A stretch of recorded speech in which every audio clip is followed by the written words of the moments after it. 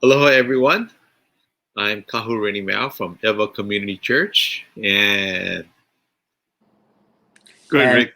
and I'm Kahu Rick, Hirakawa from Kahikuonalani Church.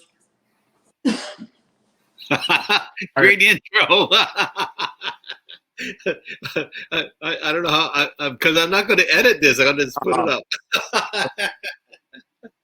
uh, well, we're here just to give a short intro to chapter 7, 8, and 9 in the very good gospel book. We're enjoying our study that we're doing together between our two churches. And we realize that we're when we're talking about these things, we're just kind of steamrolling and going pretty fast through these heavy topics. We could take each chapter one by one, but we are focusing at just 3 chapters a week.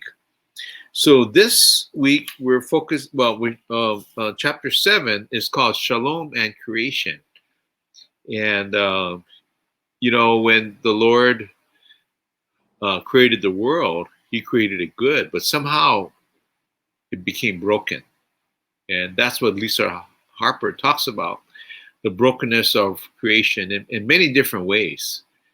I think that she talks about in terms of our modern times about climate change, uh, access to water, uh, and that we were called to be protectors, cultivators, and servants, but we've become exploiters of the land instead.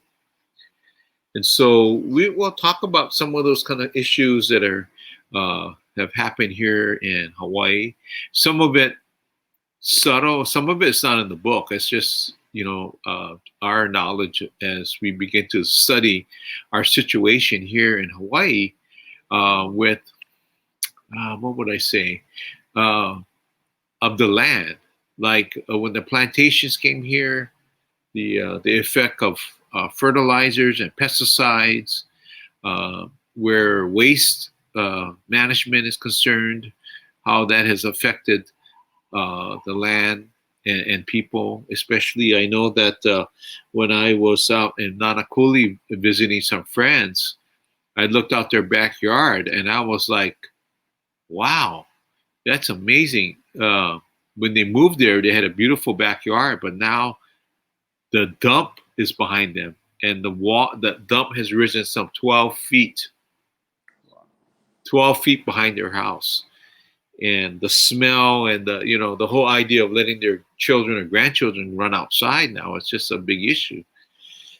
So we're going to be talking about some of those things about creation, uh, and how do we bring shalom back to it in that chapter. And then, Kahurik, you're going to talk about chapter 8 a little bit. yeah, the Shalom for the broken family.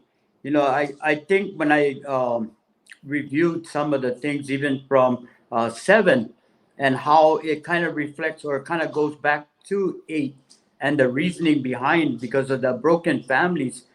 So yeah, they're not taking care of their yards. They're not taking care of things that it's supposed to be, and a lot of it is because of the broken families, the understanding that they have, the biblical sense of a family. And so a lot of them are broke. The family structure is broken. Like either dad is not in the equation, or children are split apart. But there's a lot of different things that just the structure alone that is not your so-called biblical way or the ways that it used to be. So I think it affects everything around because of the duties of each person within the family structure that was thrown off, I think, and which caused a lot of differences than we had in the past or when I was growing up. But I could see the slow process to get from then to where it's today. That it's pretty difficult, I think, today. Yeah, the family dynamics in terms of Yeah. how much people spend or how they spend time together now. Or even multiple families living together is Yeah. other one I know in Hawaii that I've seen is little different too than most people. But Yeah, yeah. and the children who I would call ping Mm, pong way between the different parents or families, yes. the week. You know, how does that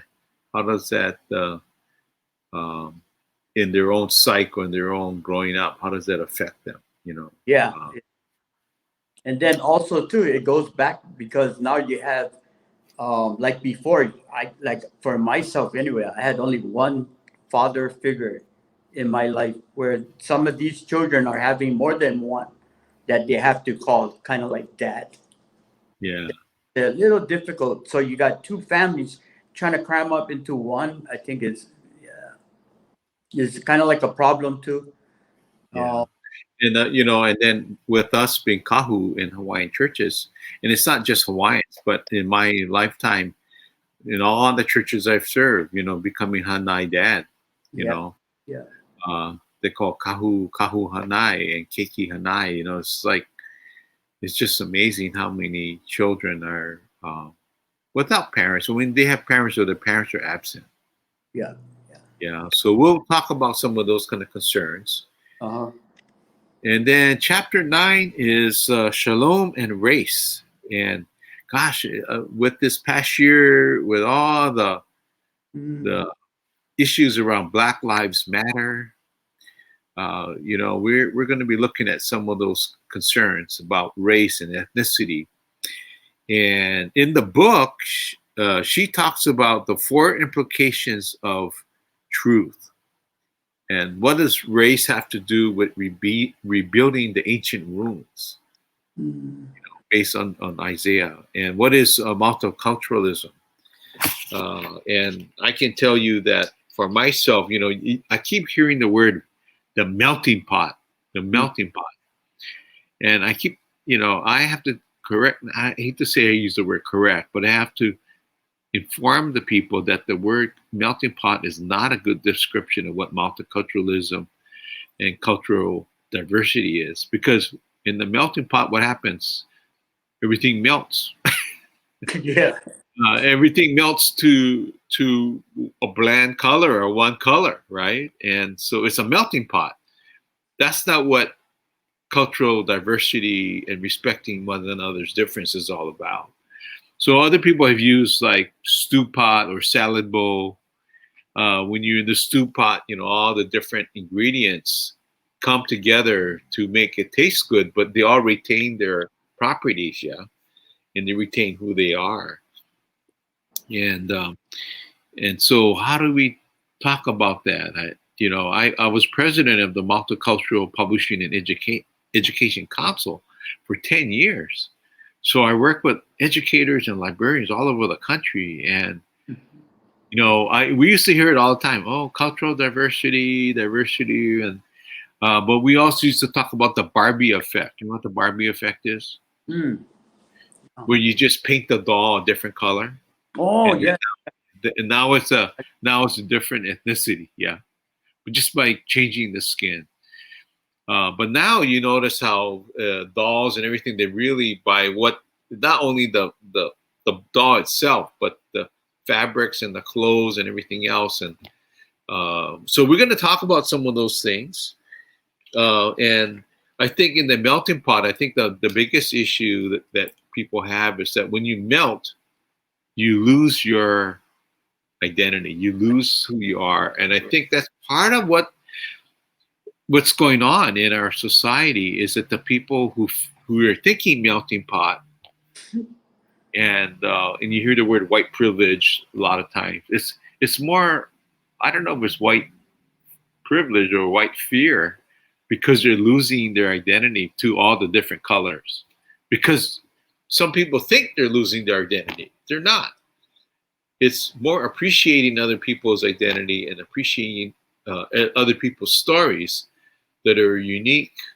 And not everybody's going to have a European story to tell of how they came to America. Mhm.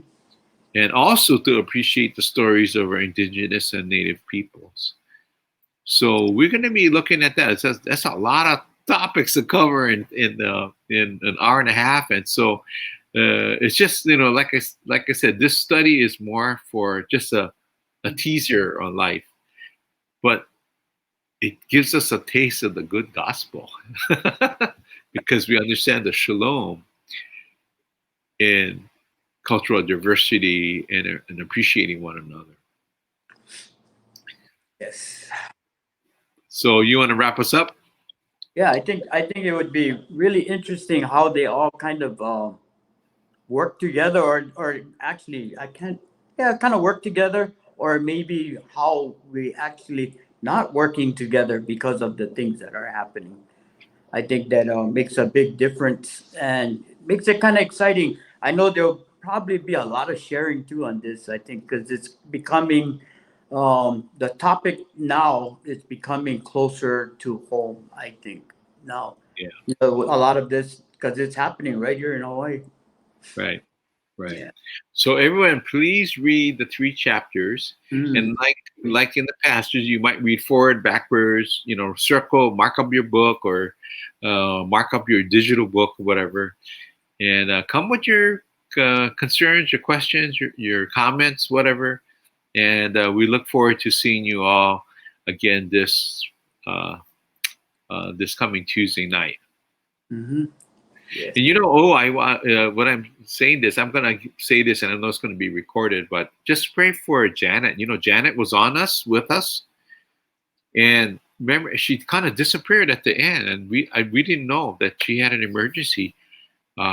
She had to be rushed to the hospital, so that's why she came to the end of our thing. So we've been lifting up in prayer, uh, and we were glad that she was with us during the first part of our study.